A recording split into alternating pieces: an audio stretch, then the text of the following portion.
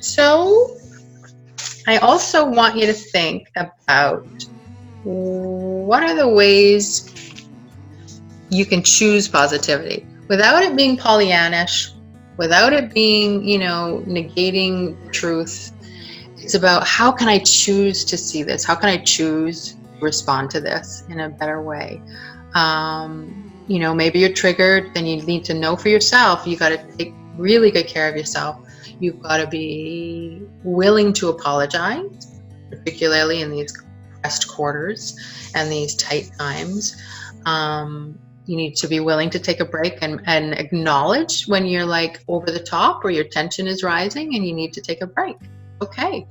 There's no shame in being honest about that, but it's way better to own it than to put it on the other person. Again, really guarding against projecting your own anxiety, tension, frustrations outward. Like, you can have a complaint, you can chew on a complaint together and really try to hear each other about what you can do better. But being honest in neutral language, no name calling, no blaming, just really going back to the basics of how do you want to be. One of the pitfalls of being in a couple is that we tend to take each other for granted. So this more than ever, we need to not do when we're in such tight quarters. Which brings me to part of the daily practice for bringing attention and energy back into your relationship, which is appreciating. Like, how expressive have you been about appreciating your partner? Showing appreciating through, daily compliments, rather. Daily appreciations of what they do for you. You always give me the bigger piece of the pie. I love that about you. Or you look amazing in blue. And, I always think it every time you put that on, but I never say it. And these are just opportunities to go a little bit further around, wow, I've gotten a little bit lazy about noticing my partner. I've gotten a little bit passé about what they're really great at, like how good a storyteller they are, how they make you laugh every day, how you love that they have they're a warm body that you're crawling into bed with at the end of a long, rainy, kind of gloomy day. How lucky are you? Like, remember how beautiful it is to have love, connection, affection in your life. And even if the relationship is struggling right now, you can get through this. How can you, with one small act that you can take to reach out, close the gap, to warm it up, cool the distance, close the gap. So does this sound like mixed messages? I'm saying take care, make space, make sure you get enough solitude. It is very true and necessary for wellness and intimacy. But at the same time, if you're on the opposite side of that and there's way too much distance in your relationship, then you also need to do that respectfully around, okay, take a risk. We cannot repair a relationship without vulnerability. We cannot get closer and the juicy stuff without risk, without vulnerability. So appreciate your partner. It's the simplest, most non-threatening way to do it. What do you love about them? Share it. What do you notice? What's unique about them? So, okay.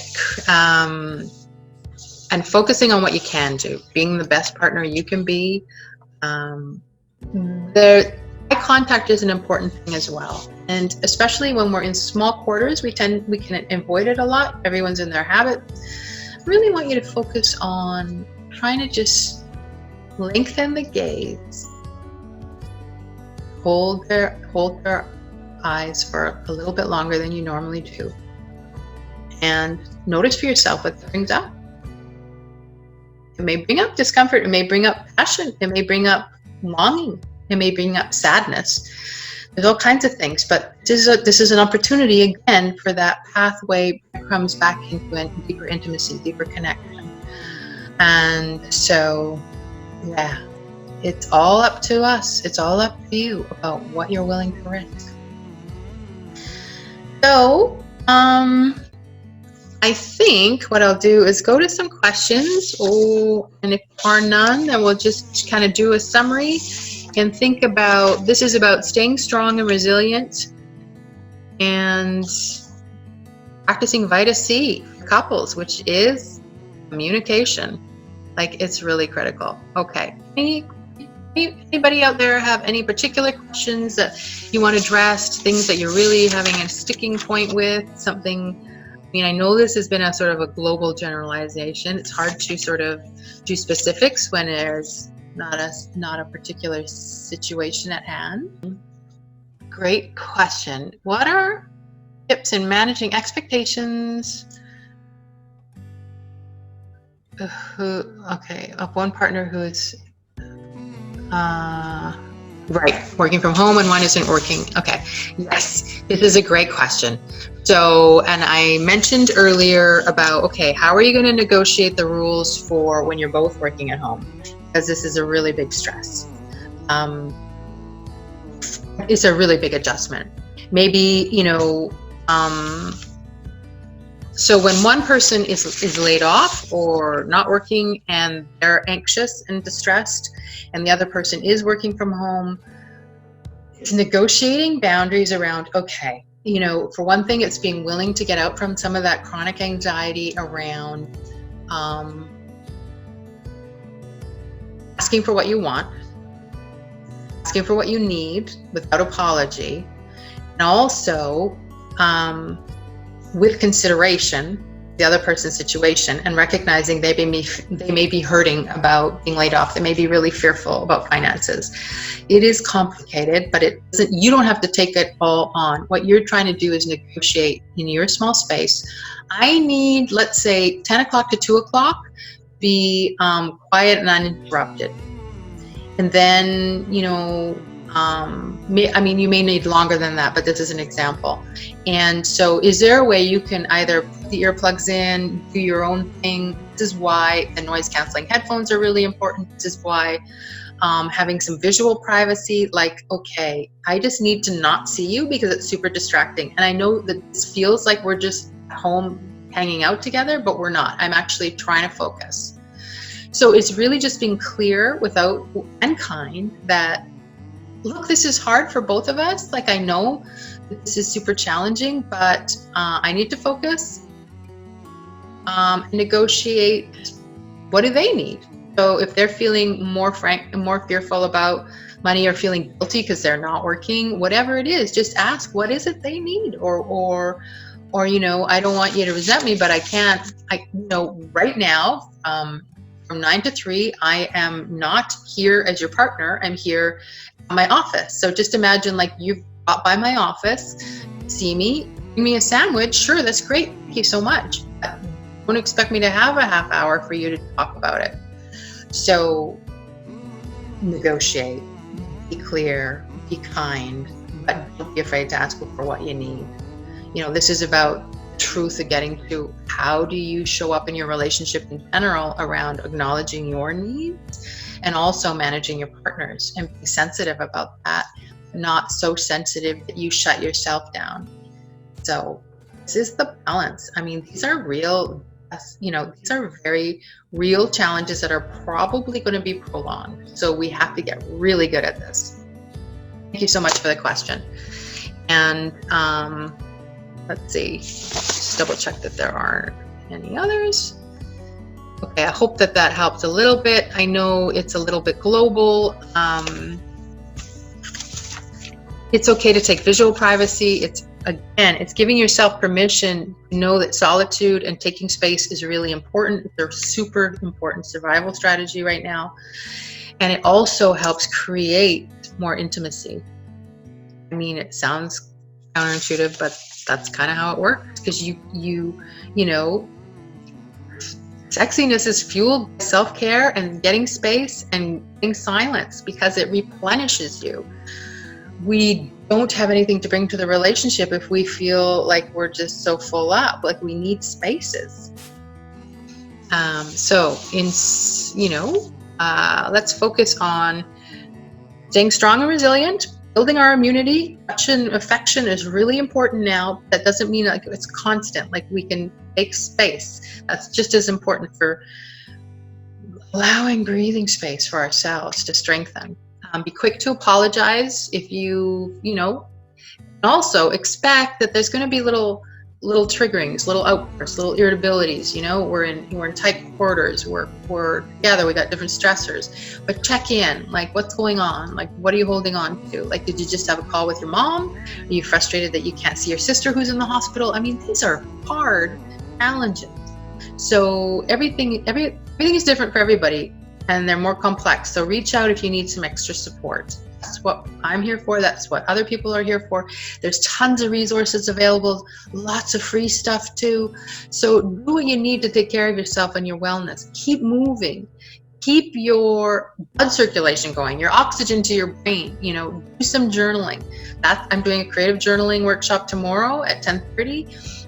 That's going to be a little lighter, a little more playful. But it's also a way to get unstuck if that's a tool that you use for self-exploration, self-reflection, stress reduction. I mean, it's a terrific outlet at this point. So also think about, you know, being a kind, considerate roommate, self-care, taking space, safe word for de-escalating conflict, or even if you're just feeling overwhelmed. Maybe your partner doesn't recognize that you're feeling overwhelmed. Use the safe word as a shorthand for that. Really,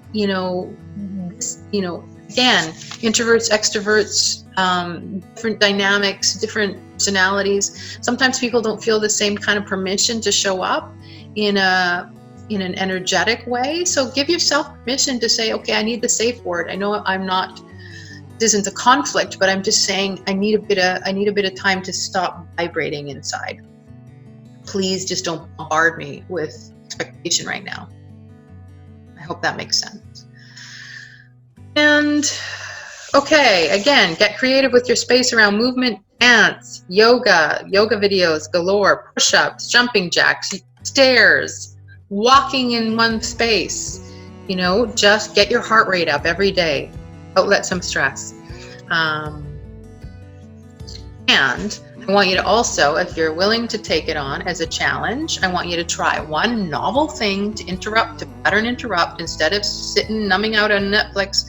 Not saying there's anything wrong with that, but if you're getting into a pattern on day 14 of us kind of finding something to binge on, think about committing to one novel thing you can do together as a couple. I had a date night Tuesday night.